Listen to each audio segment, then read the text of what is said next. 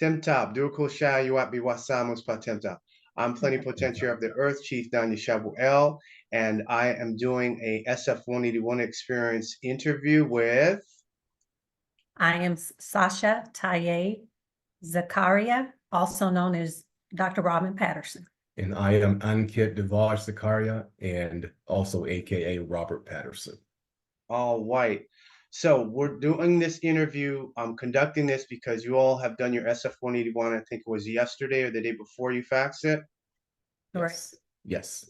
The day before? It was actually on, it was on Tuesday. Tuesday? Oh, okay. So that was 2 days ago. Great. So starting with you, Sasche, what did you think when you were told, or which one of my videos did you see? Let's start off with that one. Which one of my videos did you first see before you came on? The first video that I saw was the one where you talked about our former president had the meeting with Tom Joyner, and they introduced him. He introduced him as our first Black president, and he actually said, well, I don't consider, and I'm paraphrasing here, I don't consider myself Black because Black has no standing at law. And which president was that? Say his name. President Barack Obama. Oh, okay. Go ahead. Yes. And that shook me because, and I was like, what does that actually mean? And it was very powerful because it actually identifies that, you know, as a Black people, as they describe us and, you know, put us into this category, we don't have any rights. And so that shook me to the core and made me really, you know, I watched that video probably 10 times because I was like, you know, what is he saying? And then to have you kind of explain that was a game changer for me. I knew then that I needed to dig further into this to find out really who I am versus who they say I am. Okay, Robert, I'm saying Robert just for the time being. Please give me your appellation again so I could put that in the memory bank. Ankit Zakaria. Okay, Ankit. Okay, so Ankit. Yes. Ankit. So Ankit, what was that the same video that you saw, or did you see a different video of mine? Well, I saw that one and others, and the one that stands out in my mind is the United Nations one, because the information that was shared was very thought-provoking, and it put a lot of people of color on I guess, the spotlight, because you gave them some information, but yet nobody's chosen to run with it. And it just baffles me that such revelation was shared, and still there was nobody that heard it, acknowledged it, and began to grab it and do something with it. So it encouraged me to want to do something. Yeah, because you had the wherewithal to share as you did, but now it's up to us to take this information, expound on it, and make some changes. Yes. And which UN intervention are you talking about? The one in November, December, or the one at the Working Group of Experts for People of African Descent? I think it was the one in November or December. I'm not sure. I don't remember the actual. Oh, so that was the intervention that I did. It was like about 1 minute and 30 seconds. Yeah. Yes. Okay, yes. That was the December one, and then they announced me. Yes, and they've got my face that they're using as the thumbnail on there. Exactly. All white. So now you can see that what I'm teaching in the West, quote unquote, on Turtle Island is now at the international level, but they've known about that since at least 2008, 2010. So now, Sasche, what does it mean now when you found out you're not Black, you're actually white? What thoughts, what went through your mind when you realized, oh, that was a lie, you're not Black, you're actually white? Wow, that means so much to me. It gives me, it empowered me, it's given me strength. It takes the feeling that I'm a nobody to now I am recognized, I have authority, and I can move in spaces where I wasn't able to get any traction before. So I'm excited about understanding that. You know, when I found out that the definitions that the CDC and the Department of Education has put out there about what that defines an African American Black person, which is you know, racial groups in Africa. What is that? That doesn't even exist. And to understand that, you know, the definition etymology of white is pale. I mean, Black is actually pale. So that doesn't describe me. That, you know, it gives me identity to understand that I'm white. So I'm ready to walk in that. Overstatement. Sorry. Thank you. No sorries necessary. I know it's exciting. Ankit, and when you found out you're not actually Black, you're white. You know, it kind of hit me in a very, very unique spot because all of my life I knew something wasn't right. I didn't support the masses. I was always standing out alone. And now that I see what has happened to keep us off balance because of who we are, who we were supposed to be. So now I am most proud to be called and to say I'm white because it has standing. We are someone, somebody. Before, we didn't know who we were. We had no idea to the degree of power, authority that's invested in us. But because of what we have now been shared, we understand who we are as a people, real called people. Oh yeah, I am proud to be called white. And I will do it from the mountaintop. I am white while standing in honor. Fabulous. So now Sasche, so when, okay, you explained, you found out you're white, you come on the webinar, and what did the filling the form out and sending it in, what did that message, what did that convey to you? Because realizing that when you hear the word Black has no standing at law, that means everything is discretionary to the other party. It's at their discretion whether they want to honor. Even if it's a dishonor, the problem is there's no definition for the word Black in Black's Law Dictionary. That's why the Supreme Court Justice, what's her name, Jackson, and they asked her, what's the definition of a woman? I'm sorry, I can't give it to you. I can't give you a definition. Yeah. That was a lie. Not that she couldn't give it. There isn't a definition for woman singular in Black's Law Dictionary. However, there is a definition for women plural in Black's Law Dictionary. So women are classified as a definition in Black's Law Dictionary as a group, as singularly, there isn't one. So now when you find out you're actually the real white woman, how did that make you feel, realizing you're the real white woman? Look at my face. I am somebody. I is somebody.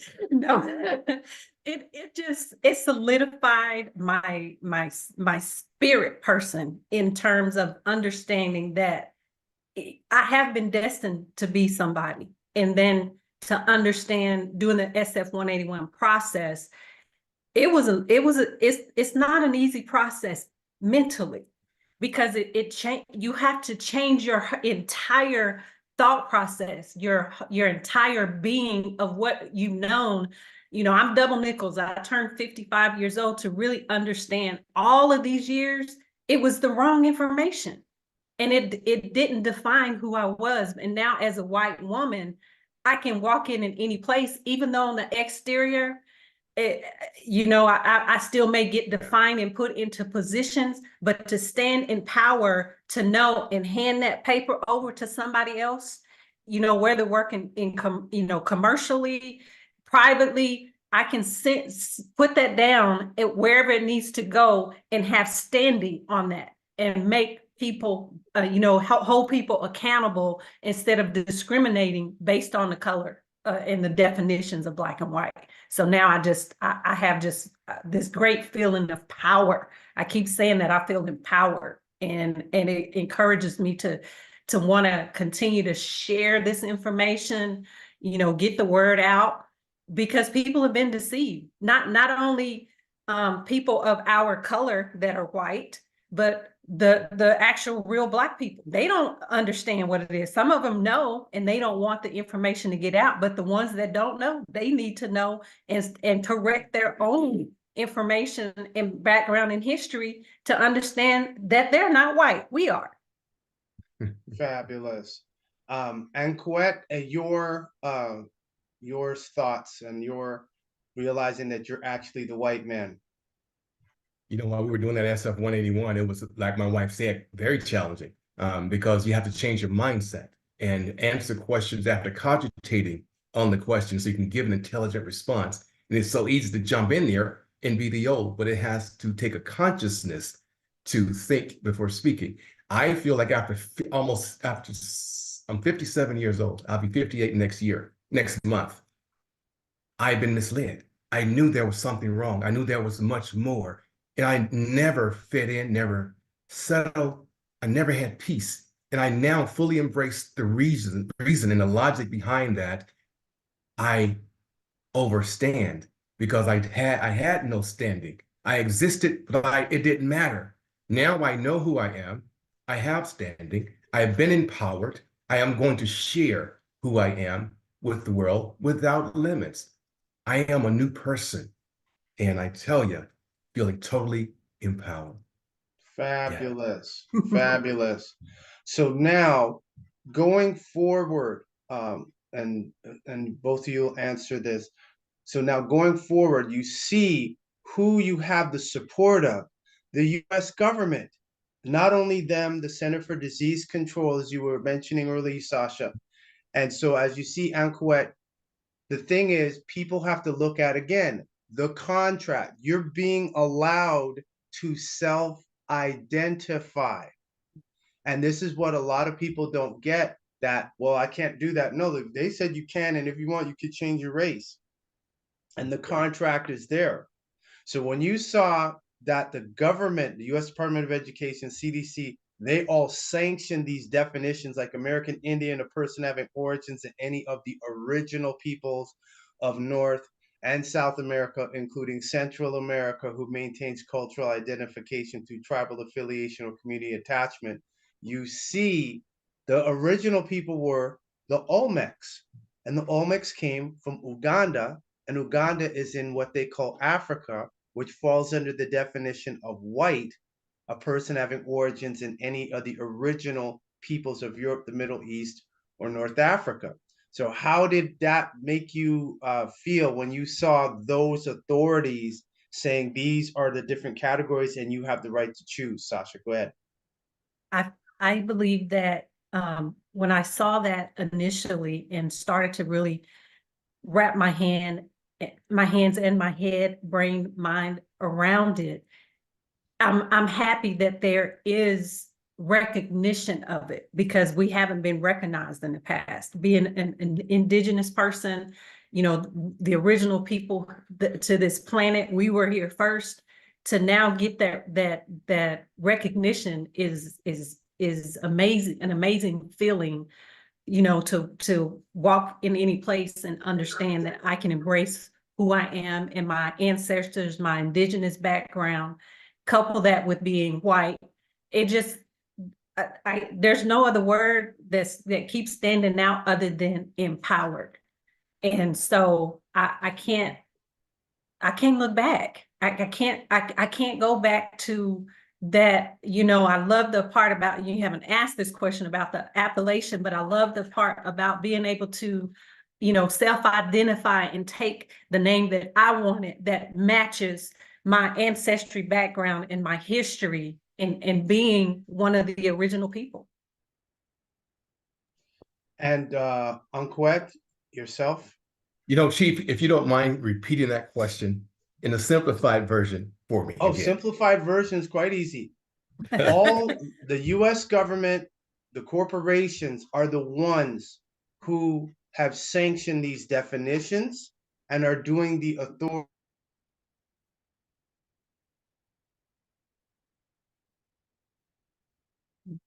You're muted.